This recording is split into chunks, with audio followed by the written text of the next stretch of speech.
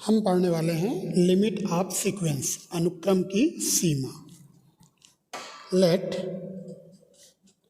Sn n equal to 1 to infinity be a sequence. एक sequence है Sn, एक अनुक्रम है, sequence of real numbers.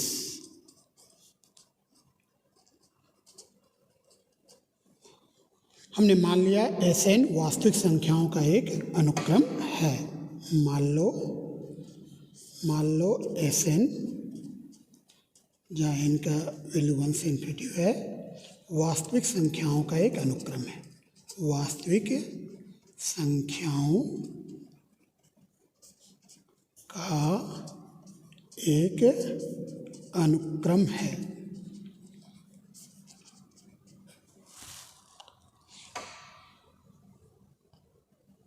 A number L, एक संख्या L, is said to be limit of the sequence Sn। एक संख्या L को इस अनुक्रम Sn की सीमा कहते हैं। इस संख्या L को if, हिंदी में लिखेंगे, एक संख्या L को अनुक्रम Sn की सीमा कहते हैं। यदि जो संख्या L है, इसको, ये जो सीक्वेंस है, अनुक्रम है, इसका हम सीमा कहना चाहते हैं यदि mod of Sn minus L less than epsilon है for all n greater equal to n0 के लिए। Mod of Sn minus L less than होना चाहिए एप्सिलॉन से for all n greater than or equal to n0। यहाँ पर n0 एक स्थिर प्राकृतिक संख्या है, where n0 is a fixed natural number, जहाँ n0 एक स्थिर प्राकृतिक संख्या है। यदि ऐसा है तो हम इस संख्या L को इस Sn की सीमा कहते हैं, लिमिट कहते हैं। तो मैं आप लोगों को लिमिट एक बार और अच्छे से समझाता हूँ। देखिए, यदि हम लिखते हैं limitation n tending to infinity Sn is equal to L, तो ये जो L है, यह L इस अनुक्रम Sn की सीमा कहलाती है। L is called limit of sequence Sn। इसको आप इस प्रकार से समझ सकते हो कि Sn tending to L as n tending to infinity. Sn L की तरफ जा रहा है जब L इन्फाइनाइट की तरफ जा रहा है ना। तो जब Sn L की तरफ जाएगा तो Sn और L का जो डिस्टेंस है, दूरी है, वह जीरो होते जाएगा, मतलब कम होते जाएगा। मतलब यदि हम Sn माइनस L निकालें, इसको हम बोलते हैं distance between Sn and L।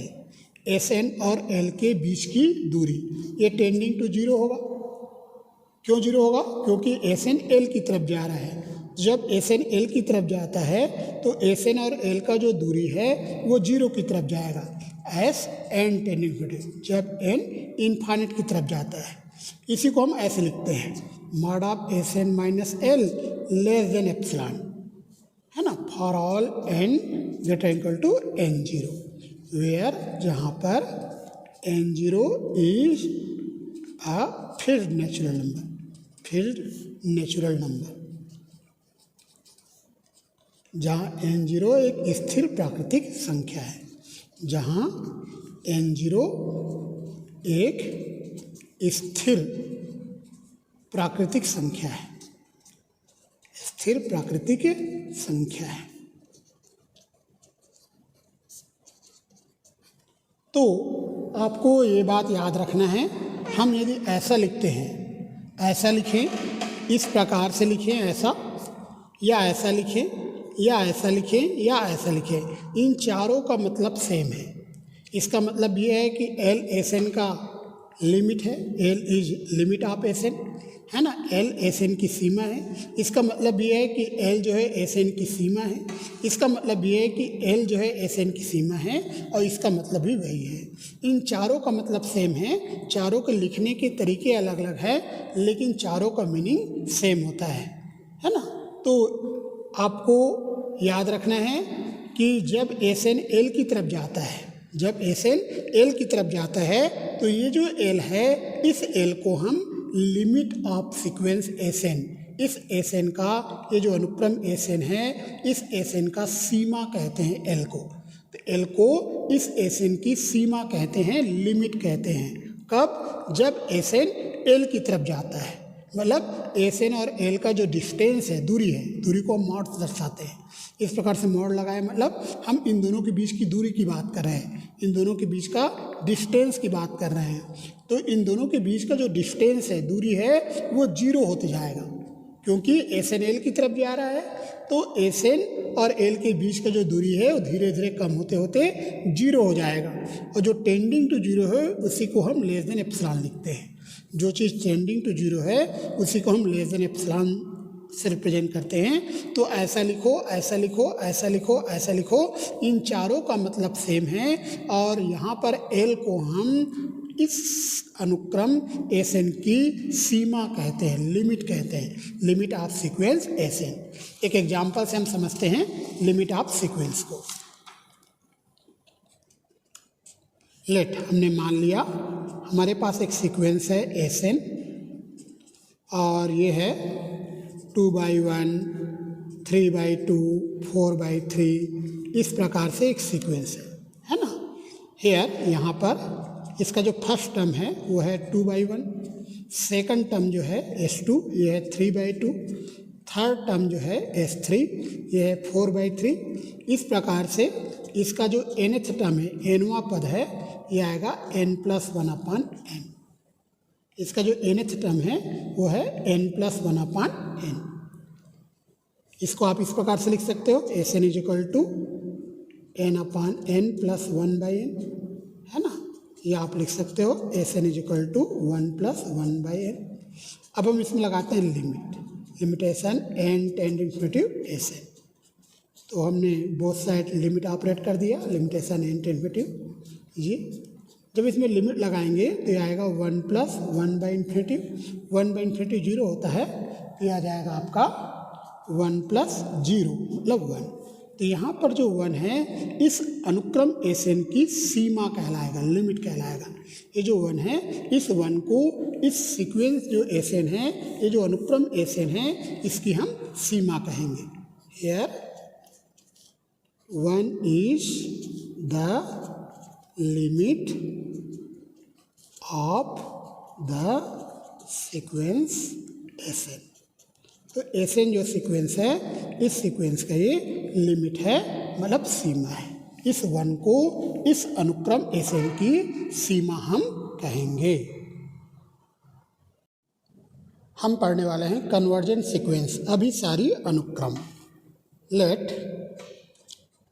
S N where n = 1 to ∞ be a sequence of real numbers, sequence of real numbers। मान लो Sn वास्तविक संख्याओं का एक अनुक्रम है, वास्तविक संख्याओं का एक अनुक्रम है,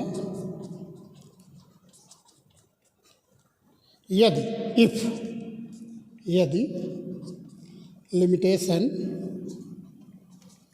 n tending to Sn = L, जहाँ पर L एक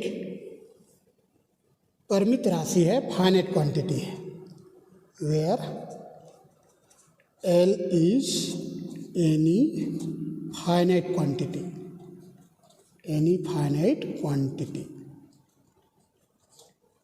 जहाँ L एक परिमित राशि है,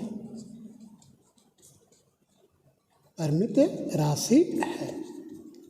तो यदि एस का लिमिट एल आ जाए और एल एक फाइनाइट क्वांटिटी है, परिमित राशि है, तो ये जो एस है इसे हम अभिसारी अनुक्रम कहेंगे, मतलब कन्वर्जेंट सीक्वेंस कहेंगे।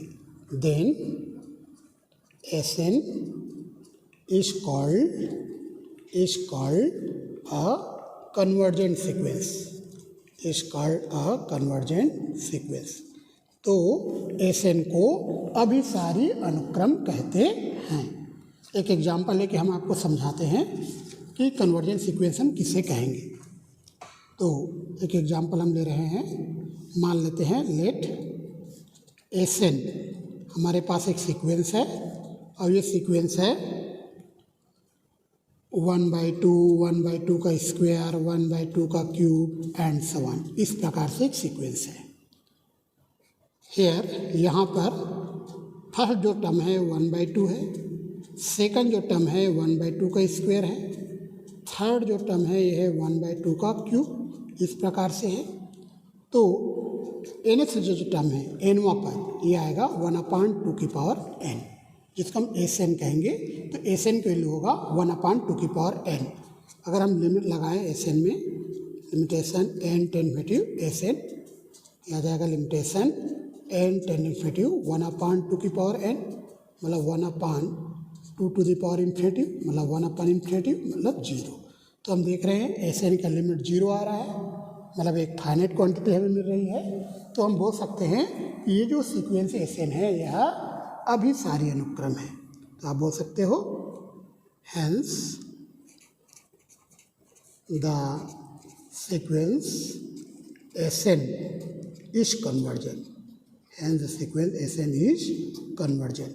अतः अनुक्रम एस एन अभिसारी है, अतः अनुक्रम एस एन अभिसारी है। तो अभिसारी होने के लिए जो एस एन का जो लिमिट है वह एक परिमित राशि हमें मिलना चाहिए, एक फाइनाइट क्वांटिटी आना चाहिए, तभी वह सीक्वेंस कहलाएगा अभिसारी, कन्वर्जेंट कहलाएगा। एक एग्जाम्पल और लेते हैं। हमने मान लिया लेट एस एन, हमारे पास एक सीक्वेंस है एस एन, ये है 1/2, 2/3, 3/4, 4/5, इस प्रकार से एक सीक्वेंस है। हेयर यहाँ पर फर्स्ट जो टर्म है ये 1/2 है, सेकंड टर्म हमारा 2/3 है, थर्ड टर्म 3/4 है। इस प्रकार से इसका जो nth टर्म होगा एस एन, ये आएगा n/n+1, nth टर्म होगा n/n+1।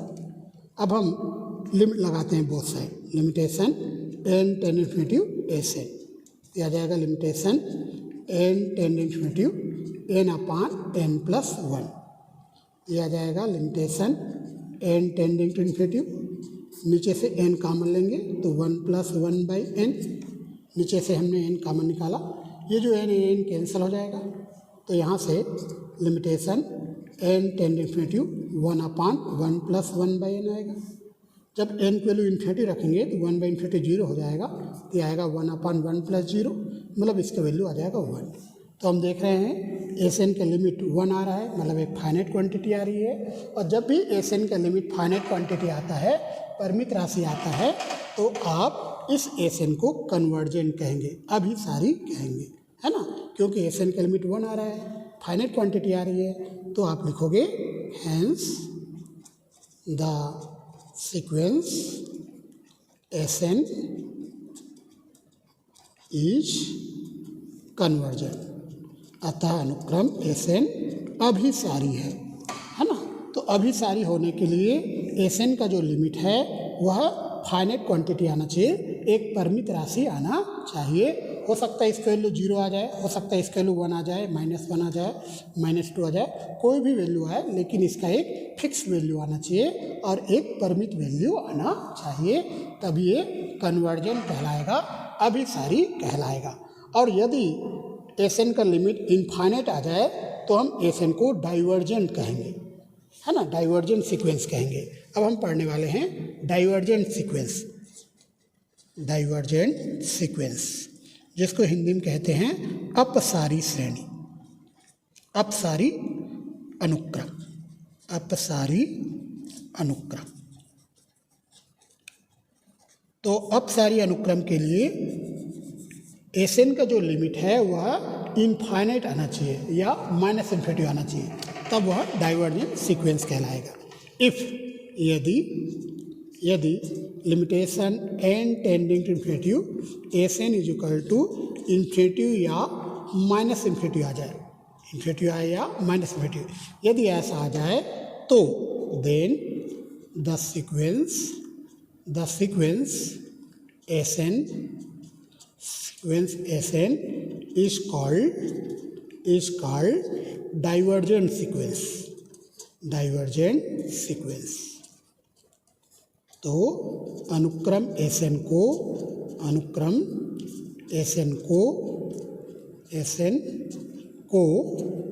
अपसारी अनुक्रम कहते हैं, अपसारी अनुक्रम कहते हैं। तो डाइवर्जेंट सीक्वेंस के लिए याद रखना है कि इसका लिमिट या तो इन्फिनिटी आए या तो माइनस इन्फिनिटी आए। एक एग्जांपल लेते हैं, हम एक एग्जांपल ले रहे हैं। हमने मान लिया let Sn is equal to 2 का स्क्वायर, 2 का क्यूब एंड सो ऑन, इस प्रकार से। तो यहाँ पर आप देखिए इसका जो फर्स्ट टर्म है S1, ये आएगा 2, फर्स्ट टर्म S1 की वैल्यू आएगा 2, सेकंड टर्म S2 ये आएगा 2 का स्क्वायर, 2 का क्यूब, इस प्रकार से आएगा, है ना। S2 2 का स्क्वायर आएगा, S3 2 का क्यूब आएगा, इस प्रकार से इसका जो nth टर्म है Sn ये आ जाएगा 2 to the power n। तो S1 2 हुआ, S2 2 का स्क्वायर हुआ, S3 जो है यह 2 का क्यूब है। इस प्रकार से इसका जो nth टर्म है 2 की पावर n होगा। अगर हम इसमें लिमिट लगाएं, limitation n ten infinity Sn, ये आएगा limitation n ten infinity 2 to the power n, मतलब 2 to the power इन्फिनिटी आ जाएगा। तो हम देख रहे हैं Sn का लिमिट यहाँ इनफाइनाइट आ रहा है। इसका मतलब ये है कि ये जो Sn है वह डाइवर्जेंट सीक्वेंस है, मतलब अपसारी अनुक्रम है। तो आप लिखोगे hence the sequence Sn is a divergent sequence, अतः अनुक्रम Sn एक अपसारी अनुक्रम है, अतः अनुक्रम Sn एक अपसारी अनुक्रम है। अब ऐसा सीक्वेंस जो कन्वर्जेंट भी ना हो, डाइवर्जेंट भी ना हो, तो इस प्रकार का सीक्वेंस को हम कहते हैं ऑक्सीलेटरी सीक्वेंस, है ना, हिंदी में दोलनीय अनुक्रम। एक और सीक्वेंस आता है जिसको हम कहते हैं ऑक्सीलेटरी सीक्वेंस, ऑक्सीलेटरी सीक्वेंस, जिसको हम हिंदी में कहते हैं दोलनीय अनुक्रम। इस यह सीक्वेंस न तो कन्वर्जेंट होगा और न ही डाइवर्जेंट होगा, न ही अभिसारी होगा और न ही अपसारी होगा, तब ये कहलाएगा दोलनीय अनुक्रम। when a sequence neither converge to a finite limit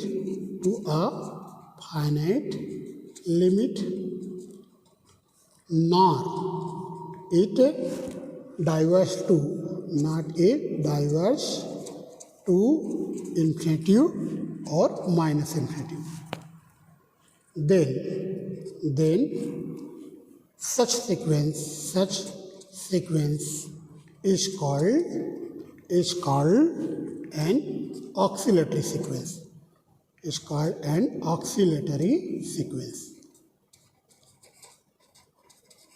तो ऐसा सीक्वेंस जो न तो अभिसारी है और न ही अपसारी है, तो वह अनुक्रम जो है दोलनीय अनुक्रम कहलाता है। जो न तो अभिसारी है और न ही अपसारी है, इस प्रकार के सीक्वेंस को हम दोलनीय अनुक्रम कहेंगे, ऑक्सीलेटरी सीक्वेंस कहेंगे। एक एग्जांपल लेते हैं। हमने माना हमारे पास एक सीक्वेंस है Sn और ये हमने लिया है -1 to the power n, है ना, -1 to the power n। अगर इस सीक्वेंस को ओपन करें ये आएगा -1 +1 -1 +1, इस प्रकार से आएगा। अगर हम इस Sn का लिमिट निकालें तो इसके दो वैल्यू आएंगे, 1 और -1। इसका मतलब ये है कि इसका यूनिक लिमिट हमें नहीं मिलेगा, है ना। Sn का अगर हम लिमिट निकालते हैं तो 1 भी आ सकता है और -1 आ सकता है। इसका मतलब ये हुआ कि Sn का एक यूनिक लिमिट हमें प्राप्त नहीं होता है। इसी कारण यह सीक्वेंस अभिसारी नहीं है, कन्वर्जेंट नहीं है, क्योंकि इसका कोई यूनिक लिमिट हमें नहीं मिलेगा और न ही इसका लिमिट इनफाइनाइट आएगा। इसी कारण यह जो सीक्वेंस है वह डाइवर्जेंट भी नहीं है। तो न तो यह सीक्वेंस कन्वर्जेंट है और न ही ये डाइवर्जेंट है। तो इस प्रकार का जो सीक्वेंस होता है इसे हम दोलनी अनुक्रम कहते हैं, ऑक्सिलेटरी सीक्वेंस हम कहते हैं, है ना। यहाँ लिखना पड़ेगा here limitation n tending to infinity Sn, इसका जो एक निश्चित वैल्यू नहीं है, इज नॉट यूनिक, यह यूनिक नहीं है, यूनिक वैल्यू नहीं आएगा, क्योंकि इसका वैल्यू हो सकता है 1 आए या -1 आए। इसके दो वैल्यू एग्जिस्ट करेंगे, 1 या -1, तो ये यूनिक नहीं है ना। Is not unique and it is not infinite, यह इन्फिनिटी भी नहीं है। इसका मतलब ये है कि ये जो सीक्वेंस है यह कन्वर्जेंट भी नहीं है और डाइवर्जेंट भी नहीं है। तो आप बोल सकते हो दस the sequence Sn is not convergent and not divergent, यह अभिसारी अनुक्रम नहीं है और अपसारी अनुक्रम भी नहीं है। तो ये जो सीक्वेंस है ये कहलाएगा दोलनी अनुक्रम, मतलब oscillatory sequence. Hence the sequence Sn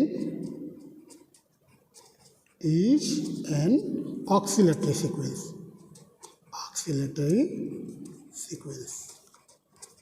अतः अनुक्रम Sn एक दोलनी अनुक्रम है,